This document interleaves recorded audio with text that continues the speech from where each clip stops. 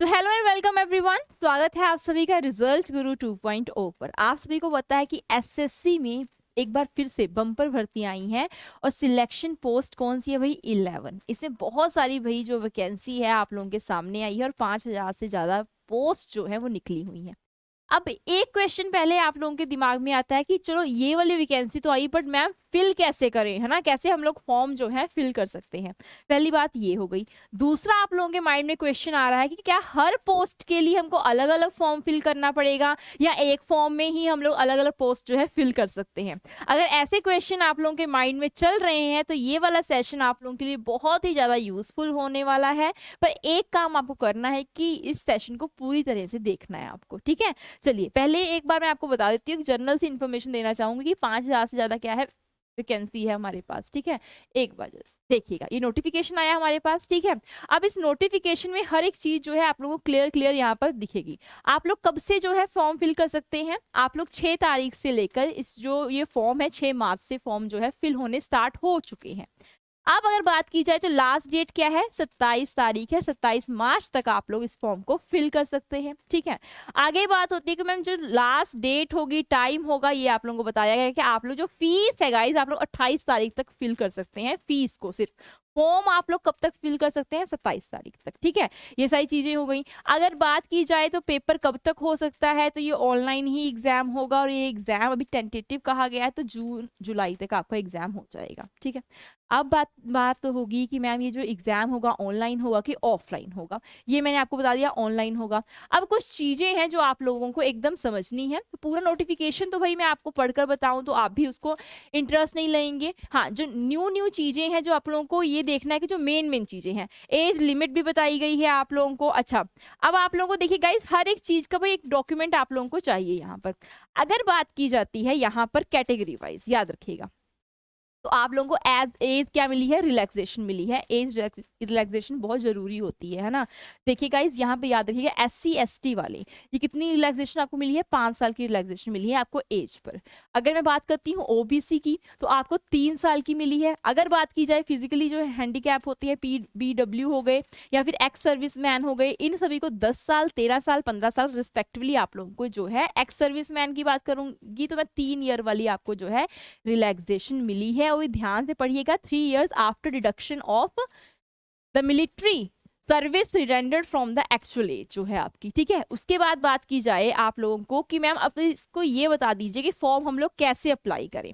तो ये बहुत जरूरी है, आप लोगों को स्टेप बाय स्टेप मैं बताऊंगी कि आप लोग जो फॉर्म है वो कैसे जो है अप्लाई कर सकते हैं गाइस, ठीक है। तो एक बार जरूर देखिएगा कैसे जो है आप लोग फॉर्म फिल कर सकते हैं। जैसे आप लोग इस नोटिफिकेशन को देखेंगे तो पूरी तरह से उन्होंने आपको एकदम स्टेप बाय स्टेप आपको बताया है। पहले जब आप लोग इसके ऑफिशियल वेबसाइट पर जाएंगे तो आपको फिल करने के लिए रजिस्ट्रेशन अगर आपने नहीं किया तो आप लोग रजिस्ट्रेशन भी कर सकते हैं। रजिस्ट्रेशन अगर आप लोगों ने किया हुआ है, पहले आप लोगों ने SSC का कोई एग्जाम दिया है तो आपके पास रजिस्ट्रेशन ID होगी, सीधा सीधा लॉगिन कर लेना, ठीक है उससे। ओके, फिर आएगा आपका क्या आएगा, कैंडिडेट नेम आएगा। आपका क्या आ जाएगा बच्चा, यहाँ पर कैंडिडेट्स नेम आ जाएगा। ध्यान से देखिएगा इसको, कैंडिडेट्स नेम आ जाएगा। फिर क्या आ जाएगा आपका न्यू नेम, चेंज नेम, ये सारे ऐसे कॉलम आएंगे, आपको फिल करते जाना है। जैसे आपने नेम चेंज नहीं किया ना तो आप लोगों को इसको बस क्या करना है, खाली छोड़ देना। यहाँ पर सैंपल नेम लिखा हुआ है, आपने अपना नेम फिल करना है, फादर्स नेम फिल करना है, मदर्स नेम फिल करना। डेट ऑफ बर्थ आएगी आपकी, जो सर्टिफिकेट पर है आप लोगों ने वही डेट ऑफ बर्थ फिल करनी है, रियल वाली अपनी, ठीक है।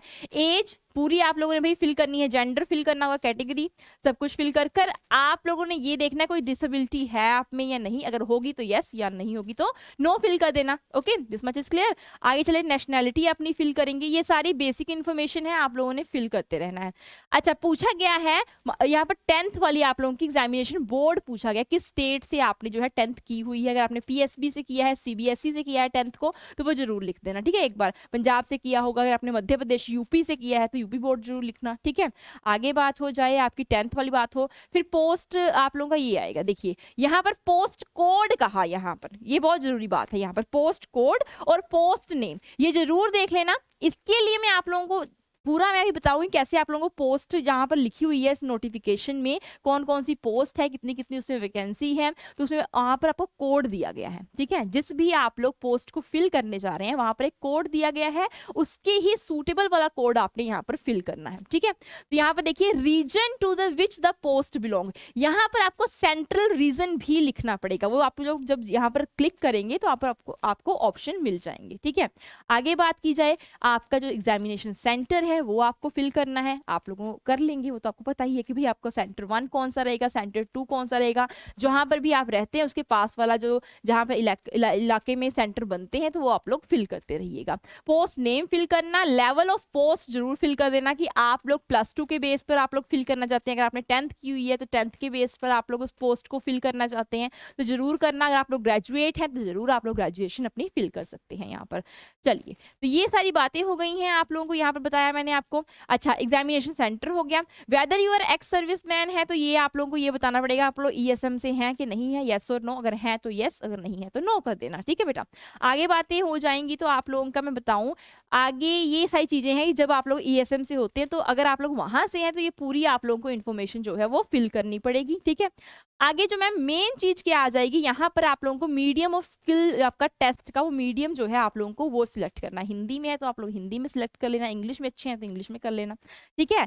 एज रिलैक्सेशन ली है आपने कि नहीं ली ये भी लिख देना, ठीक है। एक बार येस और नो में आप लोगों ने कर देना। वहां पर आपको एज रिलैक्सेशन का बेटा कोड भी मेंशन होगा, आप लोग देखेंगे नोटिफिकेशन को, वहां पर आपको कोड भी आ जाएगा। अगर आपने ली है एज रिलैक्सेशन, आपको देखेंगे वहां पर मैंने SC के सामने कोड लिखा गया था, ठीक है, उसको आपको यहाँ पर फिल करना होगा। क्लियर एवरीवन, यहाँ तक क्लियर हुई होगी बातें आपको, ठीक है। उसके बाद जब आप लोग ये सारी चीजें आप भरते हैं, फिल करते हैं, तो उसके बाद आपको यहाँ पर आपको कुछ नहीं करना, आपको सिर्फ सिग्नेचर करना है। यहाँ पर देखिएगा इमेज जो लगानी है उसका जो साइज होना चाहिए 4.0 सेंटीमीटर का है, JPG आपकी इमेज होनी चाहिए, छोटी वाली जो पासपोर्ट साइज वाली आपने कभी देखी होगी पिक्चर, वैसी वाली आपकी इमेज होनी चाहिए जो इस पर फिट बैठ सके। क्लियर एवरीवन, तो यहाँ पर जब आप लोग सारी फॉर्मेलिटी आप लोग जब कर लेंगे, whether the photograph has been taken on और आफ्टर, ये जरूर फिल कर देना, कब ली थी है ना फोटोग्राफ, यहाँ पर डेट आई है यहाँ पर, ठीक है, उसको फिल कर देना, येस और नो, तो जरूर आप लोगों ने येस और नो में आंसर देना है।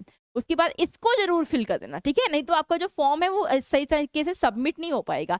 इस कोड को जब आप फिल करोगे उसके बाद गाइज आप प्रीव्यू करते हैं, प्रीव्यू में आप लोग एक बार सारा देखेंगे डिटेल आपने क्या क्या फिल की है, हो सकता है कुछ आप लोगों ने गलत फिल किया हो तो आप लोग एक बार सही कर सकते हैं। प्रीव्यू कर नेक्स्ट करेंगे, क्लोज करेंगे तो आपका जो फॉर्म है वो फिल हो जाएगा, ठीक है। अब आपको मैं एक और बात बताती हूँ, जो SC का सर्टिफिकेट है, अगर आप लोग SC से हैं, OBC से, आपका कास्ट सर्टिफिकेट भी यहाँ पर लगेगा। आगे बात करते हैं, तो आगे कुछ चीजें हैं जो आप लोगों को समझनी है। एक क्वेश्चन था यहाँ पर कि क्या मैम हम लोग एक पोस्ट के लिए हमको एक फॉर्म फिल करना पड़ेगा या हम 2 फॉर्म फिल करने पड़ेंगे, या मतलब कितने, हर पोस्ट के लिए हमें अलग अलग फॉर्म फिल करना पड़ेगा। तो एक बात मैं आप लोगों को बताऊंगी, यहाँ पर मैं आपको पोस्ट के बारे में बताती हूँ कुछ, जस्ट हाँ, तो आप लोगों को मैं एक पोस्ट के बारे में बताऊंगी, जैसे कि हमारे पास जितनी पोस्ट आई हैं, ठीक है, यहाँ पर हमारे पास SSC ने इसमें जितनी पोस्ट दी हैं, तो यहाँ पर देखिएगा गाइस, आप लोग ध्यान से देखते हैं तो आपके पास देखिए NWR, ठीक है, ये रीजन होते हैं, ये रीजन होते हैं, जैसे NCR होता है, ठीक है, वैसे NWR है, याद रखिएगा ये रीजन है। तो रीजन किस में फिल कर रहे हो ये याद रखना, पोस्ट नंबर याद रखना, यहाँ पर लिखा हुआ है पोस्ट नेम, जैसे कि senior technical assistant, for example मैंने अपना ये फॉर्म फिल करना है, मैं चाहती हूँ मैं सीनियर टेक्निकल असिस्टेंट का भी कर दूं और मैं क्या करूं भाई, गर्ल कैडेट इंस्ट्रक्टर का भी मैं फॉर्म फिल कर दूं। अब दिमाग में मेरे ये क्वेश्चन आएगा कि मैं क्या एक फॉर्म फिल करूंगी या मुझे इसी फॉर्म में मैं दोनों पोस्ट फिल कर सकती हूँ या मुझे अलग फॉर्म फिल करना है। तो बेटा आप लोगों को अलग अलग फॉर्म फिल करना पड़ेगा। अगर आप लोग 2 पोस्ट पर अप्लाई करना चाहते हो तो एक पोस्ट के लिए एक फॉर्म, दूसरी पोस्ट के लिए आपका दूसरा फॉर्म होगा। इतनी बात आप लोगों को क्लियर हो गई होगी, ठीक है। तो कोड जरूर देख लेना एक बार आप लोग, पोस्ट नंबर जो है इसको फिल करना, सीनियर टेक्निकल असिस्टेंट का पोस्ट नंबर यहाँ पर दिया गया है तो इसको फिल करेंगे आप लोग, ठीक है। गर्ल कैडेट जो भी आप लोग फिल करना चाहते हैं उसका आपका पोस्ट नंबर दिया गया है, फॉर्म फिल करते हुए उसको आपने ध्यान में रखना है, नहीं तो बहुत ज्यादा गड़बड़ी हो जाएगी, ठीक है। तो ये बात जरूर देख लेना किसको भाई कितनी भाई पोस्ट निकली हुई है, ये सारी पोस्ट की आपकी डिटेल्स हैं। आई होप कि आपको ये सेशन जो है अच्छा लगा होगा। कुछ अगर आप लोगों को रह गया है या कुछ आपके मन में डाउट है अभी भी, तो आप लोग कमेंट कर कर हमसे पूछ सकते हैं। ऐसे ही अपनी तैयारी करते रहिएगा और ऐसे ही बने रहें एसएससी एमटीएस में मेरे साथ अपनी तैयारी करने के लिए 3 बजे इंग्लिश की क्लास में। Thank you so much. अगर सेशन अच्छा लगे, सेशन को लाइक एंड शेयर करना ना भूलें। Thank you so much guys.